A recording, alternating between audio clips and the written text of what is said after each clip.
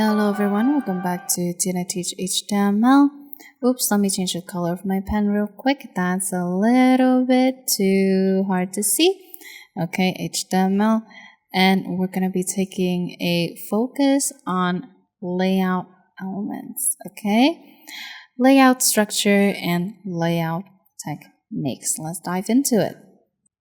Okay, now let's take a look at layout. This is what I'm talking about when I'm talking layout. Okay, within a website you have a header where you can put all of your logo and like customer support button and whatnot, and you have your navigation which will point the user to different sections of your website, and then you have section, the section of your whatever content you have on, and an article, then a side, and then the footers where you put your copyright and maybe a little bit of navigation in the footer, your logo once again. And we have different techniques that we can do to accomplish this sort of layout, because for different websites it needs different layouts, and layouts can get quite complicated. So I have the CSS framework, the float, the flexbox, and the grid. Let's take a look of each of these individually. Now let's take a look at framework. It is simply a ready-to-use CSS mold, like make your own sandwich kit, okay? You can go on Google or any search engine of your preference and just, type in CSS framework and it'll give you plenty of options to work with. Next up is float. For example, the navigation part, float equals to floating left. Article float equals to floating right, while comment floating elements are tied to the document, so it's very relative, which may harm flexibility with cross-device or like cross-platform. Next up is flexbox. It's a more predictable way of accommodating, cross-device, different screen sizes and devices. As you can see, you have to go with display equals to flex. Then navigation is flex 1, article is flex 2. Next up is grid. We're using a grid-based layout with rows and columns. It's quite similar to, it's exactly the same as table. You're just basically using grid, aka table, to work with layouts. Once again, like flex, you have to go with display grid, and grid item have their own sort of like padding, margin, styling, background, and colors. Let's go ahead and go with float first. Okay, I'm going to make a comment here saying this is the float section, and then I'm going to have a div class equals to clear fix. You're going to see that this helps with resizing and, display on different devices and makes it more fluid instead of sometimes the elements within this might break. So that's why we need clear fix. You can actually name it anything, okay?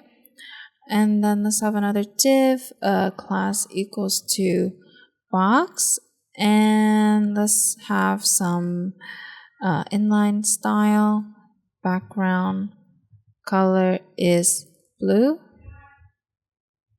And then within this, we're going to have a paragraph text, okay? And then let's just copy and paste this 2 times. 1, 2. I'm going to change the color to pink and yellow. All right. And let's go to the CSS part. And then I'm going to go ahead with this. This refers to all elements, okay? Box sizing goes to border box, all right? Let's go down here and let's work with the box class. Float left. Width is, let's see, let's make it 40%. And padding is 60 pixel.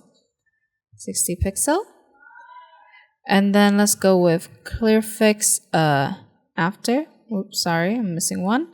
Clear fix after. I would want some space over here. And content equals to this basically is empty. Clear is both, and display is table. Okay, let's do some spacing. All right, now let's move on to the flex part that we've learned. Flex, I'm going to have a flex container. Flex container. And within here, I'm going to have a bunch of divs. Let's let's just make it text. Okay. Copy, paste a number of times. Control S to save just to make sure. And let's go to the CSS part. Let's work with flex container first. Display flex, and then background color is, let's see, aqua maybe. Actually, not sure. Let me see. I want to change it. Maybe something like this would be nice. Okay. And then let's work with the div within the flex container. Container div. Background color.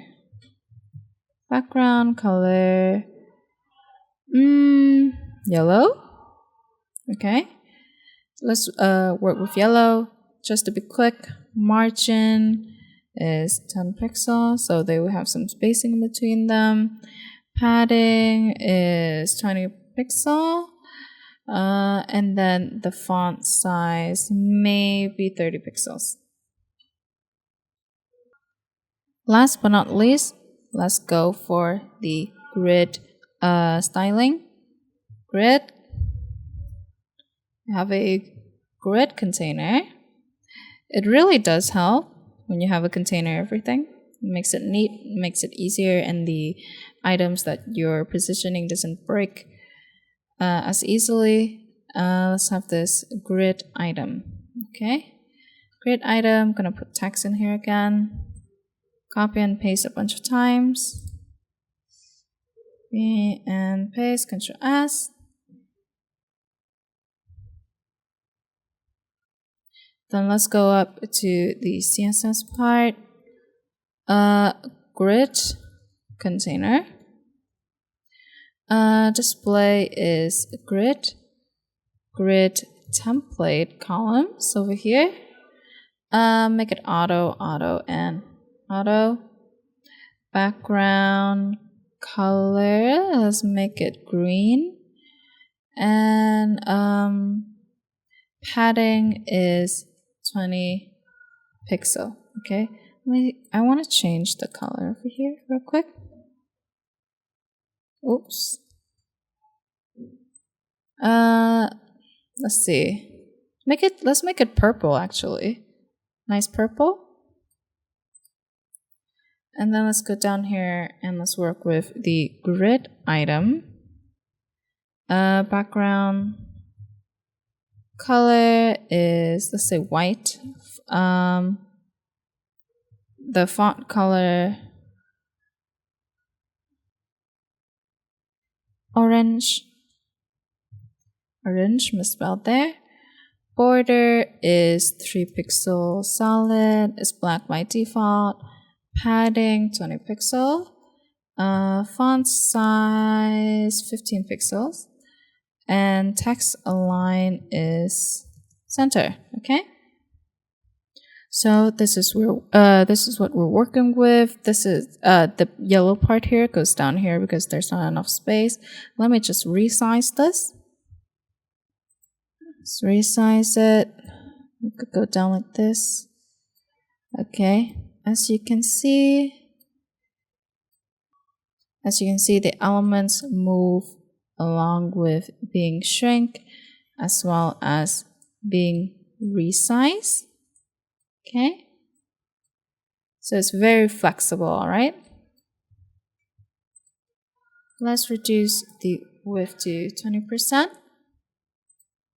Okay, as you can see here, it goes up and just resize like this. It moves along. Now, what would happen if we remove the clear fix? So I'm just going to go down here and I'm going to remove this clear fix part. Okay. Ctrl S. As you can see here, you don't have that new line from other elements. All right. Now that's it for HTML and CSS layout. I hope that you learned something new today. Our next topic is going to be a focus on computer code. Don't forget to like and subscribe. Learn today, better tomorrow. Goodbye.